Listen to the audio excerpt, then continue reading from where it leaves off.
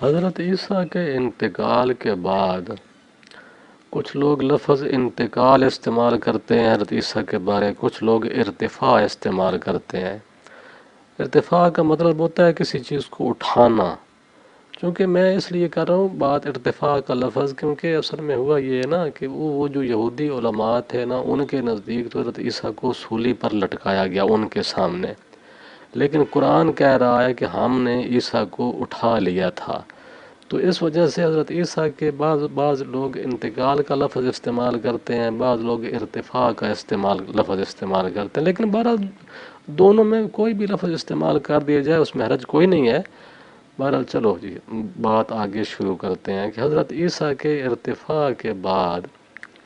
ان کے جو حواری تھے ان کے ساتھ بھی انہی لوگوں نے بڑا برا سلوک کیا،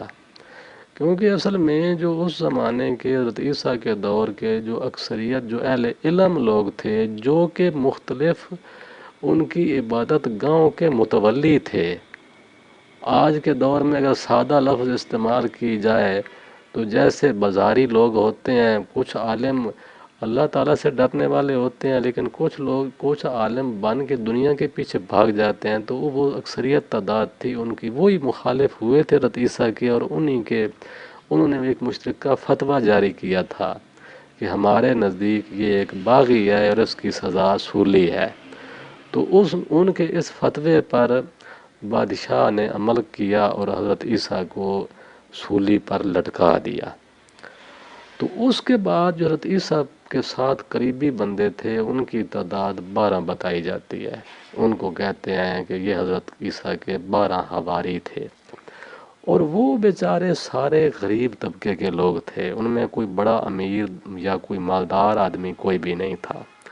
وہ بالکل غریب کمزور لوگ تھے۔ پھر وہ جو لوگ تھے وہ ان پر ٹوٹ پڑے،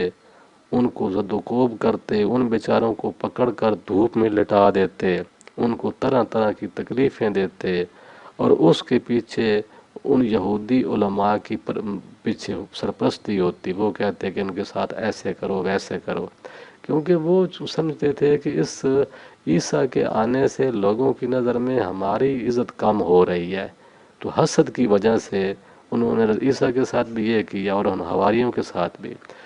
تو یہ بات جب بادشاہ کے پاس پہنچی جو کہ روم کا بادشاہ تھا، اور یہ علاقہ جس علاقے میں یہ حضرت عیسیٰ کا علاقہ، یہ اصل علاقہ تو یہ جو یروشلم موجود ہے نا، یہ لیکن یہ سارا کنٹرول روم کے بادشاہ کے پاس تھا۔ اس کو بات پہنچی کہ اب عیسیٰ کے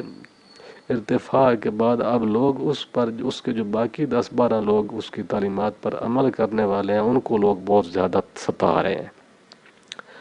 تو اس بادشاہ نے پوچھا کہ وہ بندہ جس کو سولی پر لٹکایا گیا تھا اس کے مجھے حالات پہلے بتاؤ۔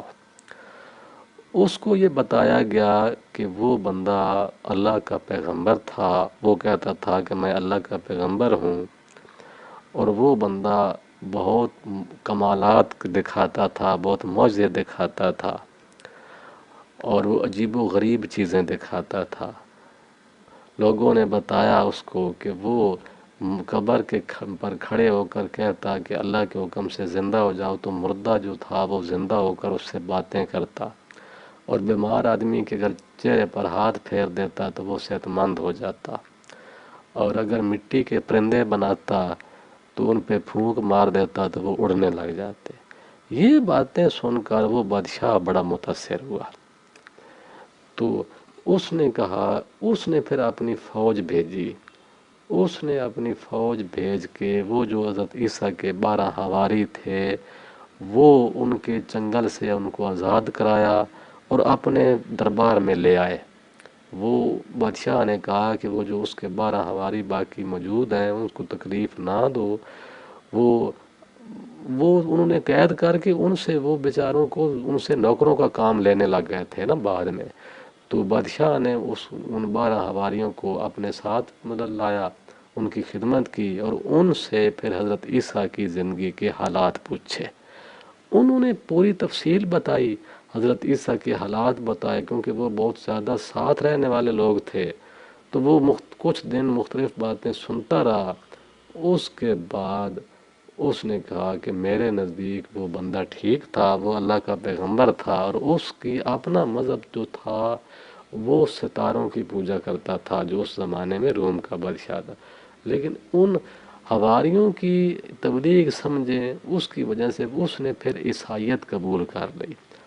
اور عیسائیت قبول کرنے کے بعد اس نے پھر یروشلم پر جہاں پہ حضرت عیسیٰ کے ساتھ یہ واقعہ ہوا تھا